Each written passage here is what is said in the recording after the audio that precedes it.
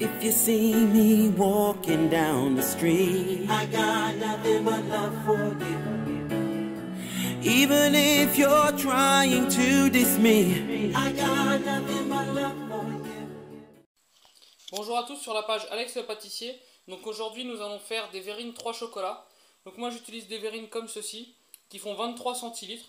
Donc c'est une recette pour 8 verrines comme ceci. Donc ajustez la recette selon le nombre de personnes que vous voulez et la taille des verrines que vous avez.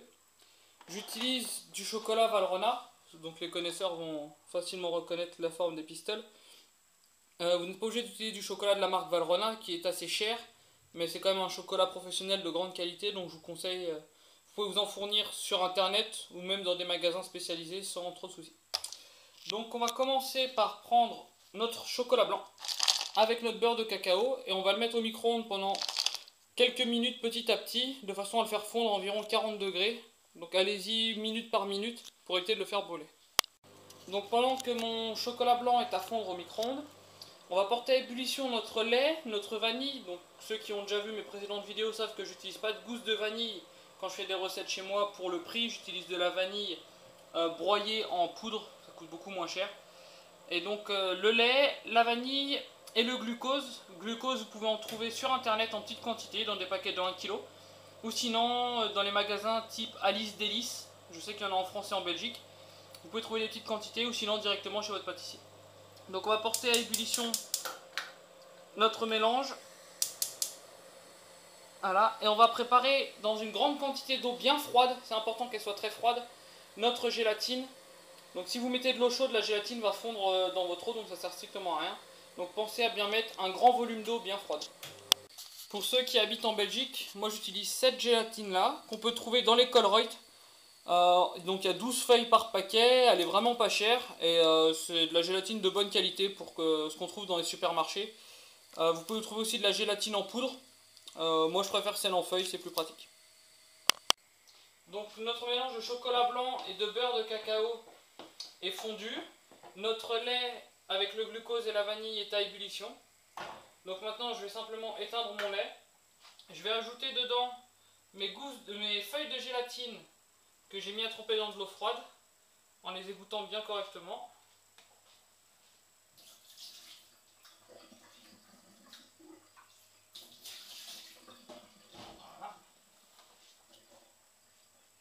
Donc bien les mélanger avec le lait chaud. Et ensuite, donc je vais verser mon lait petit à petit sur mon chocolat blanc pour faire un peu comme le système d'une ganache. Donc verser une petite quantité, mélanger avec le chocolat, que ça soit bien homogène, et ajouter le reste petit à petit. Donc vous allez voir, quand vous allez ajouter votre petite quantité de lait, votre chocolat blanc va épaissir. Il ne faut pas s'inquiéter, c'est tout à fait normal. C'est l'émulsion du chocolat blanc qui commence. Et je vais verser petit à petit le reste de mon lait en mélangeant. Et une fois que tout ça sera mélangé, on va mettre un petit coup de mixeur dedans. Et il faut le laisser refroidir donc au frigo pendant environ minimum 6 heures. Moi je le fais le soir pour le lendemain, comme ça je suis sûr que mon mélange aura bien refroidi et qu'il sera prêt à utiliser.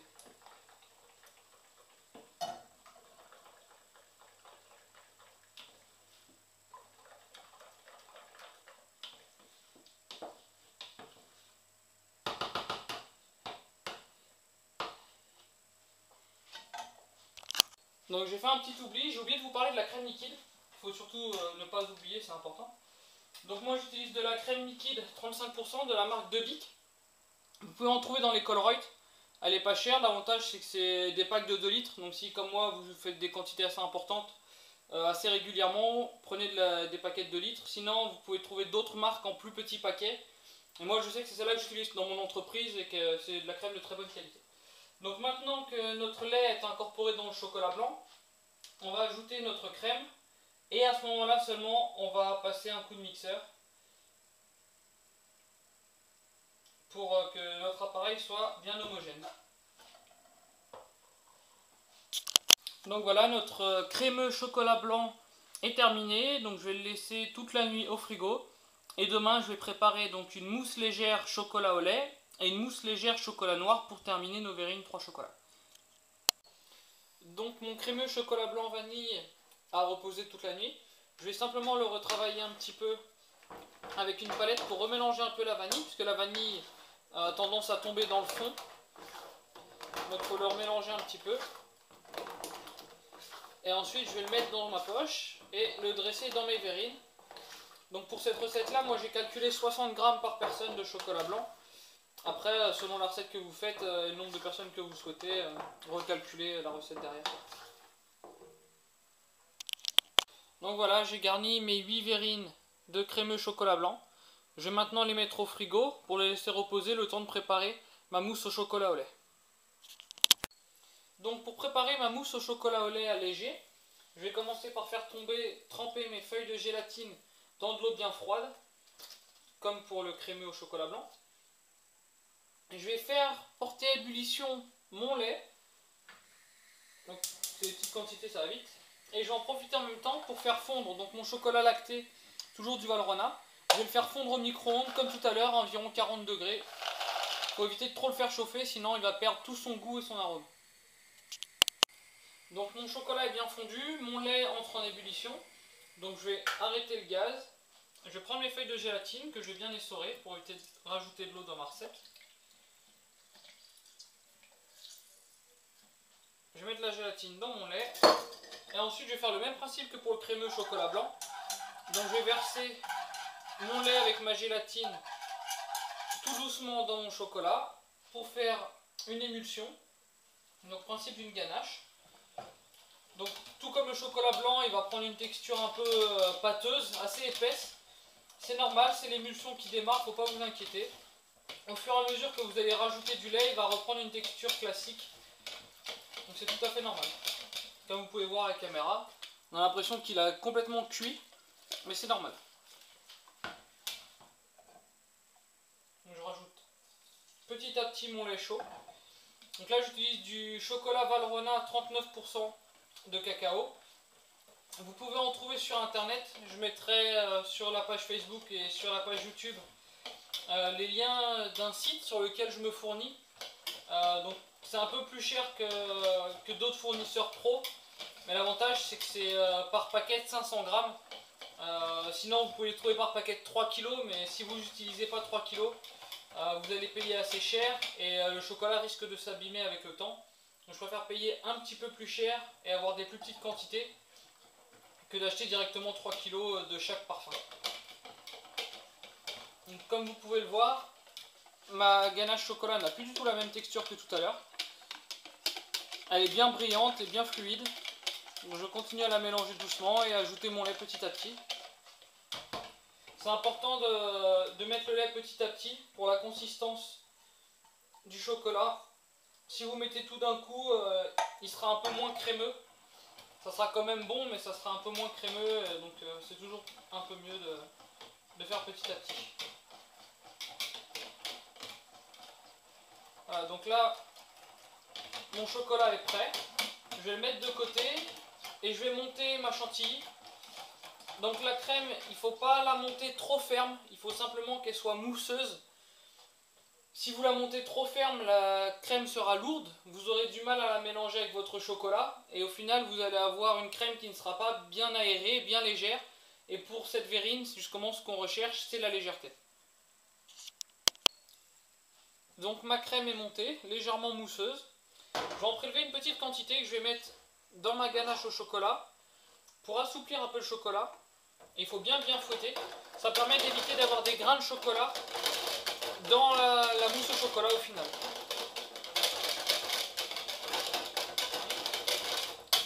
Ah. Et maintenant je vais mélanger délicatement mes deux mélanges ensemble. Donc ça va faire une texture quand même assez liquide. Mais une fois qu'il aura reposé au frigo, vous verrez que ça sera quelque chose de très léger et de très onctueux. Donc là vous mélangez avec une maryse, assez simplement. Juste mélanger la crème avec le chocolat. Et le fait qu'il y ait de la gélatine dans la mousse au chocolat, quand elle va refroidir, ça va lui donner une belle texture très crémeuse et très légère.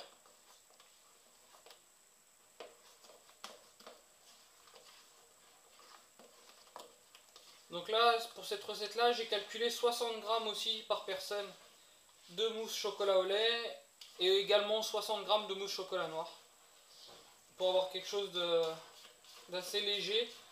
Parce que la première fois que je les avais faites, j'avais compté plus par personne et au final ça faisait un peu trop et les gens souvent ne finissaient pas la verrine, c'était trop lourd. Donc j'ai baissé un peu les quantités.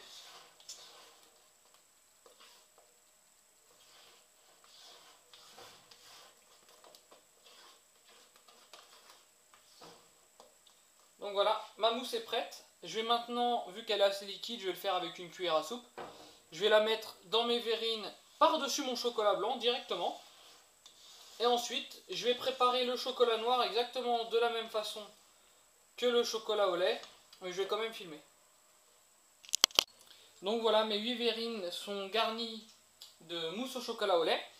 Je vais les mettre au frigo pendant environ une bonne demi-heure, 3/4 d'heure pour laisser la mousse au chocolat au lait figée, pour pouvoir mettre par-dessus la mousse chocolat noir. Donc maintenant je vais préparer la mousse au chocolat noir exactement de la même façon que la mousse au chocolat au lait. Donc je vais faire chauffer mon lait, puis je vais faire fondre mon chocolat au micro-ondes. Et j'ai déjà mis mes feuilles de gélatine à tremper dans de l'eau bien froide. Donc comme pour la mousse au chocolat au lait, mon lait est à ébullition. Je vais mettre dedans ma gélatine qui a été bien trempée dans l'eau froide et que j'essore. Voilà. Et je vais faire exactement le même système de mélange que pour la mousse au chocolat au lait. Donc petit à petit dans mon chocolat noir. Donc vu que j'ai déjà filmé une première fois, je ne vais pas filmer toute la partie du chocolat noir. C'est exactement la même méthode de travail que pour le chocolat au lait. Donc je vais filmer juste vraiment le début. Vous voyez donc le chocolat, comme le chocolat au lait, il épaissit. C'est tout à fait normal. Voilà, je vous retrouve juste après. Donc voilà, ma crème chantilly est montée, légèrement mousseuse. Ma ganache chocolat noir est également prête juste à côté. Donc je vais finir de mélanger les deux. Vous faites exactement de la même manière que la crème au chocolat au lait, c'est très simple. Et ensuite je vais garnir mes verrines. Donc voilà, mes verrines sont terminées, la mousse au chocolat noir est finie.